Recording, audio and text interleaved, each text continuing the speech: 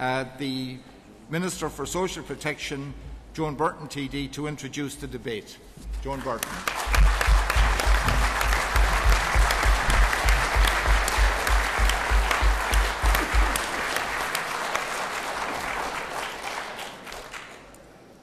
Chairman and fellow delegates, just 70 years ago, Europe was at war.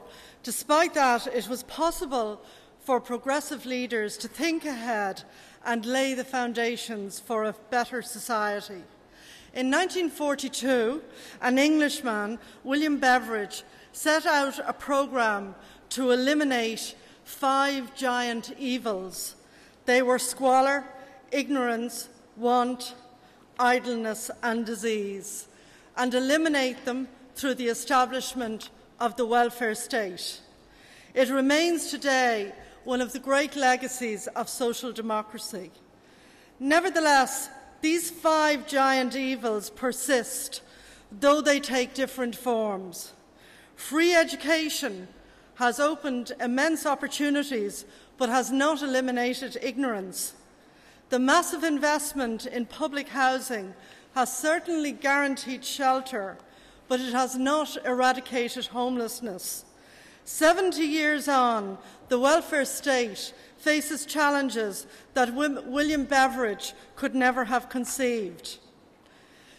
If there's one lesson I have learned very painfully in government, it is this: the value of a policy is not always best measured by the amount of money spent on it. The more important question to ask is the policy achieving its stated aims? Poverty is a much more subtle enemy than lack of money. I'm not at all convinced that many of the existing programmes are quite as fit for purpose as is generally assumed. The fact that Ireland has comparatively generous child benefit rates in no way guarantees that all of our children fare better when it comes towards adulthood. A generous child benefit payment system may relieve some of the material effects of child poverty, but it's not enough to fundamentally change life chances. On the other hand, think of the advantages that flow from positive parenting combined with quality early childhood care that promotes a child's social and emotional development.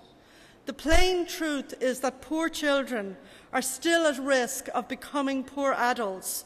70 years of the welfare state has not prevented that. There is compelling international evidence that by the age of 3, before primary education starts, that the life chances of many children are already firmly established. Accordingly, I take the view that resources ought to be ploughed into early childhood services as much as income supports to all children of all ages.